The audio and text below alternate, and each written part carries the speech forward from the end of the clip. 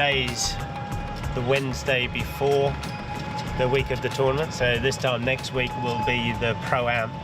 The Pro-Am is probably the most testing day to get the golf course set up in the morning because of the early shotgun start. So I think there's a shotgun start at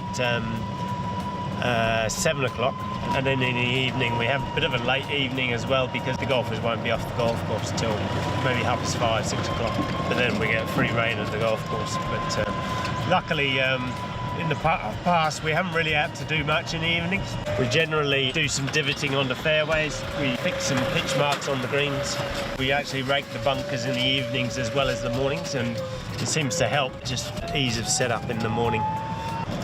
We're right in it now. It's 7 days, 8 days before the actual comp starts, so it's pretty exciting.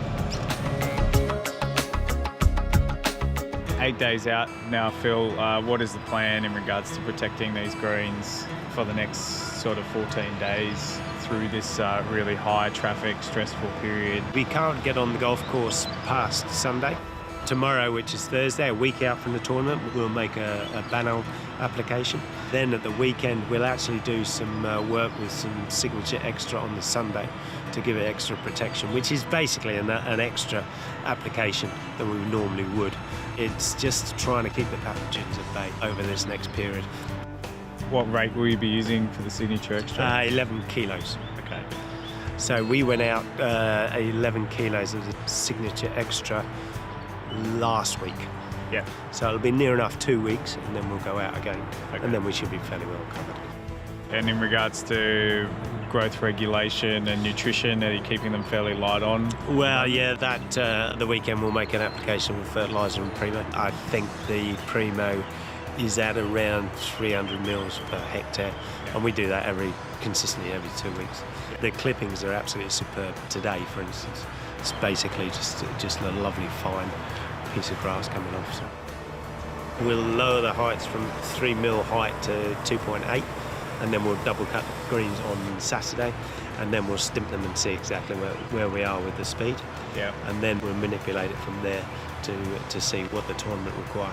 And the tournament actually don't require that quicker greens. They like them stimping around 11 for the first 2 days, and then maybe they'll go to 11.5, 12 at the weekend. It's all about the first couple of days. There's so many of them that they need to get through. The Friday night is the first timing. So Friday night they want the cut being made so they can cut it down by half or so. Yeah. And then there's the final round finishing at 5 o'clock. So their timing is all to do with TV coverage and what have you. And I totally agree. If the players are taking a bit more time on the golf course because the ball's running off the greens, then it's bound to hurt the tournament. We had a storm come through 2 nights ago. You can actually see there the lip isn't consistent, so we need a lip on these bunkers, and for the view and the aesthetics we need a lip that's consistent, so maybe a 2-inch lip around the edge, which we need to get next week really if we're going to show the golf course off to its potential. And what also happens is that we get a lot of sand that displaces, so this sand here is probably too deep. This sand has to really go back into the bunker and make a flat area for the golfers to play off. This is probably a little bit too hard panned, so we'll have to work on that over the week before the tournament starts.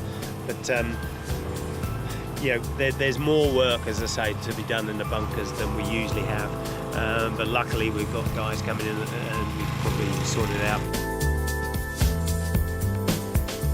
So we're just coming up to another bunker, which actually shows off issues from the storm we had 2 days ago.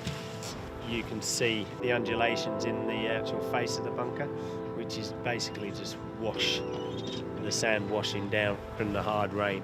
We don't have any liners in the bunkers, they're just sand on dirt or sand.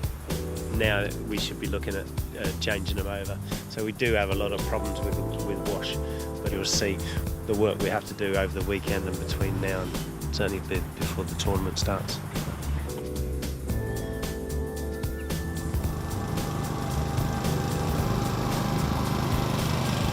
come tournament week, the guys, the volunteers, are they able to choose the jobs that they're going to do, or do you just assign them? When we organise it, we give them options. I think there's sort of 4 or 5 options, whether they want to cut greens, fairways, tees, or break bunkers, or all the above, don't care.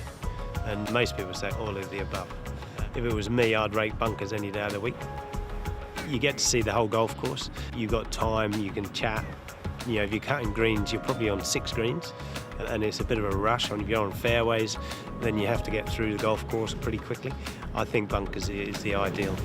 Full-time employees at the Australian, do they take on a leadership role, over the volunteers? Yep. So everybody's got their buddy. Either they've got a buddy who they buddy up on the greens, or the bunkers, there'll be one of our guys on the bunkers, and he'll have maybe 5, 6 guys with him. So there's 2 groups of that. So everybody has to take on that little bit more responsibility. So really from here, it looks as though it's ready to go. The problem for me is trying to think of things that we can do, and just making sure that we don't do anything wrong from now on. Today is probably as good a weather and as good as the place is going to look. I actually wish the tournament was on today, because it was quite nice out there this morning.